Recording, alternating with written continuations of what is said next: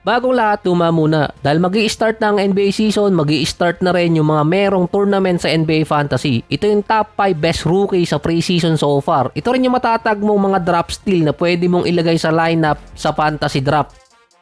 Ang best rookie so far sa preseason ay si Jalen Wells ng Memphis. Number 39 overall. Siya yung player na galing ng Division 2 na kinuha para maglaro sa Washington State ng Division 1. Kumbaga, hindi rin siya top prospect pero nakapasok sa NBA. Halos katulad siya ni Dalton Knecht. 6'8" small forward si Jalen Wells. Hindi rin ganong kalalim ang number 3 position ng Memphis. Kahit pa andun si Brandon Clark, si Larabia, wala na rin si Gigi Jackson dahil injured. Hindi rin naka two-way contract si Jalen Wells. Pwede siyang maglaro sa G League pero mostly ilalagay siya sa main roster dahil kulang ngayon ang Memphis. Sa preseason so far, 23 minutes, 16 points, 3 rebounds, 3 assists, 2 out of 6 sa 3-point area. Malaki yung chance niyang makapasok sa rotation ng Memphis dahil kulang nga sila sa number 3, yung legit number 3 na small forward. Hindi pa kasi napapalitan yung spot na iniwan ni Dillon Brooks. Susunod na best rookie sa kanya si Dillon Jones ng OKC. 25 minutes, 15 points, 7 rebounds, 3 assists, 1 steal, 50% sa 3-point area at dito bumilib dati si Ja Morant. Napili si Jones bilang number 26 sa draft. Ito yung tinrade ng OKC mula sa Wizards. Isa din siya sa mga senior player na sumali sa draft at isa din sa best player sa college kasabayan ni Zach Edey. Mataas din yung rate na makasama siya sa lineup ng OKC dahil first rounder.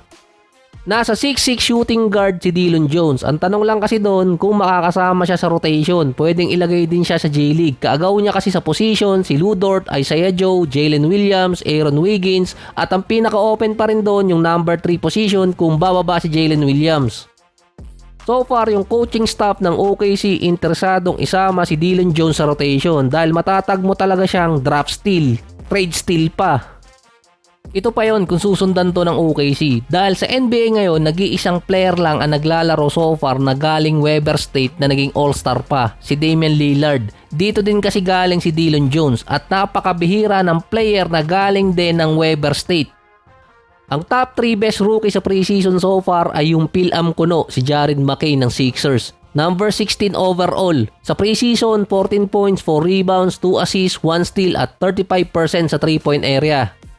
Masasama siya sa main roster. Mahirap lang mahulaan kung paano siya magagamit sa rotation dahil 6'3" shooting guard si McCain. Sa NBA ngayon, undersize yun. Kasama niya pa sina Eric Gordon, Kelly Oubre, Maxey, Lowry, Reggie Jackson at nasa win now situation yung Philadelphia. Inaakusahan pa ng iba na exaggerated na pinalalaro ng Sixers yung mga guards nila para tumaas yung value sa market, lalo na sa trade. Hindi rin siguradong mariretain ng Philadelphia si McCain dahil nga balak din nilang i-trade. Sa number 4 si Rob Dillingham ng Minnesota. Siya lang yung kasama sa top 10 ng draft noong nakaraang June, ang kasama din sa top 10 ng best rookie sa preseason. Actually, bumagsak pa nga siya dahil sa game versus Knicks. Meron siyang 23 minutes, 14 points, 2 rebounds, 6 assists. Yun nga lang 39% sa field at 36% sa 3-point area. Mababa yun para sa isang point guard. Kapag nasa line ng 30 and 30, makakakuha siya ng minutes sa second unit. Yung efficiency, work in progress pa. Ang number 5 si AJ Mitchell ng OKC. During preseason, nasa 13 points, 2 rebounds, 5 assists, 39 and 36%. Si Mitchell naka 2-way contract so mostly maglalaro siya sa J-League. Kung maglaro man siya sa OKC sa main roster, limitado lang din dahil nga sa guard position, loaded na ang OKC. Ito naman yung nangyari sa top 5 rookie nung nakaraan draft. Ang number 1 overall na si Zaccharie Risacher, isang beses pa lang naglalaro. 18 points, 3 rebounds at 2 assists. Sabi nga sa mga comment section, siya yung first overall pick na walang aura, hindi yung sa poblasyon. Siya lang yung number 1 overall pick na halos hindi pinapansin. Pero papasok pa rin siya sa fantasy ng NBA.